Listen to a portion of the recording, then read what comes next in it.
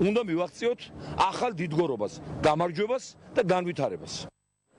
არასამთავრობო ორგანიზაციები პრეზიდენტობის კანდიდატებს ღია წერილით მიმართავენ. კოალიცია ძლიერი სამოქალაქო საზოგადოების წევრებმა სამოქალაქო სექტორის წარმომადგენლებს 1%-ის კანონის არსი გააცნეს და კონკრეტული დეტალები განიხილეს.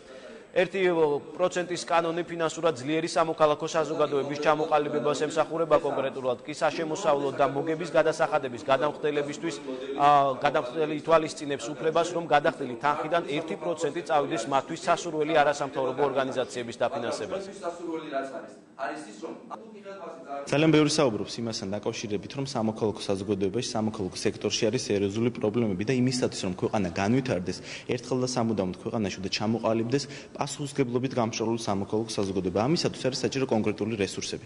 ჩვენი შემოთავაზებული იდეა არის კონკრეტული მექანიზმი, კონკრეტული იდეა, რომელიც უზრუნველყოფს ამ ყველაფერს. ეს არის გამოცდილი პოსტსაბჭოთა სივრცეში, ევროკავშირის ქვეყნებში, რომელმაც გაამართლა საკმაოდ წარმატებულად იმუშავა. პრეზიდენტობის კანდიდატი